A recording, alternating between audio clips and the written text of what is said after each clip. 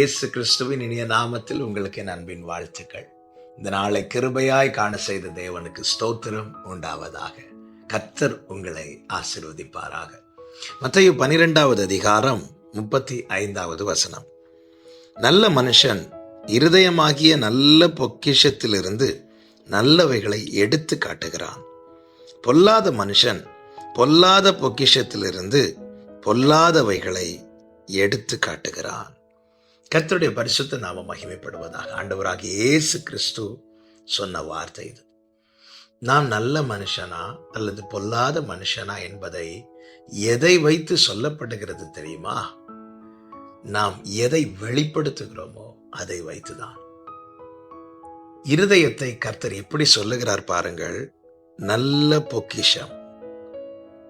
இந்த இருதயம், கர்த்தர் நமக்கு தந்த இருதயம், அதற்குள்ள என்ன இருக்கிறது இதை கர்த்தர் பார்க்கிறார். மனுஷன் பார்க்கிறபடி நான் பாரேன், மனுஷன் முகத்தை பார்க்கிறான், கர்த்தரோ இருதயத்தை பார்க்கிறார் என்று வேதம் சொல்லுகிறது. இருதயம் சுத்தமுள்ளதா இருக்க வேண்டும். அவர்கள் தான் தேவனை தரிசிப்பார்கள். பரிசுத்த ஆவியானவர் தேவ அன்பை நம்முடைய இருதயத்தில் ஊற்றுகிறார் என்று ரோமர் 5:5 சொல்லப்பட்டிருக்கிறது. ஆவியானவருடைய ஆளுகைக்குள்ளே காணப்படும் போது இந்த இருதயத்தில் நல்ல பொக்கிஷங்கள் இருக்கிறது. நற்கிரியைகள், நன்மை நிறைந்த இருதயம், அன்பு நிறைந்த இருதயம், இரக்கம் நிறைந்த இருதயம், கபடமற்ற இருதயம், சுத்த இருதயம், பிறருக்கு நன்மை செய்ய வேண்டும் என்கிற எண்ணமுடைய இருதயம். நல்ல மனுஷன் தன் இருதயமாகிய பொக்கிஷத்திலிருந்து எடுத்து நல்லவைகளை காண்பிக்கிறான். தீமைக்கு தீமை செய்ய அவனால முடியாது. தீமைக்கு பதில் நன்மை செய்கிறவன். ஆனால் பொல்லாத மனுஷனோ பொல்லாத பொக்கிஷத்திலிருந்து பொல்லாதவைகளை எடுத்து காட்டுகிறான் என்று வேதம் சொல்லுகிறது. நம்மில் எதை வெளிப்படுத்துகிறோம்?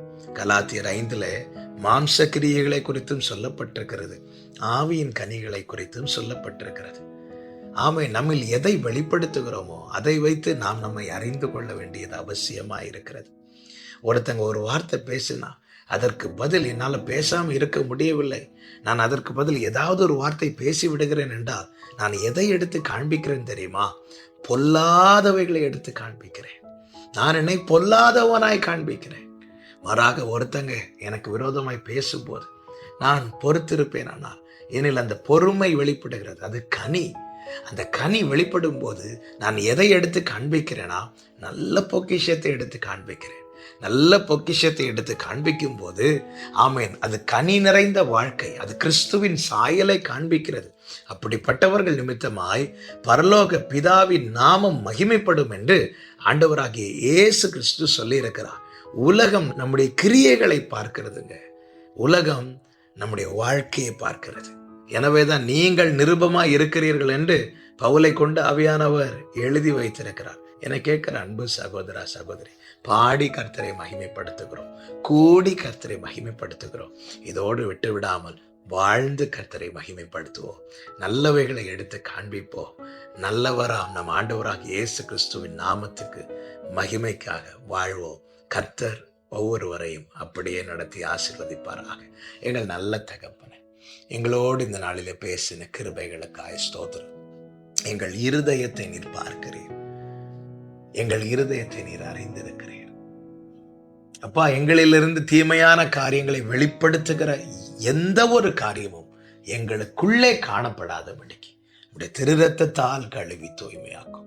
கல்லான இருதயத்தை எடுத்து சதையான இருதயத்தை வைத்து உடைய கற்பனைகளின் வழி எங்களை நடத்துகிற நல்ல மெய்ப்பரே, எங்களுக்கு அப்படியே செய்தர்.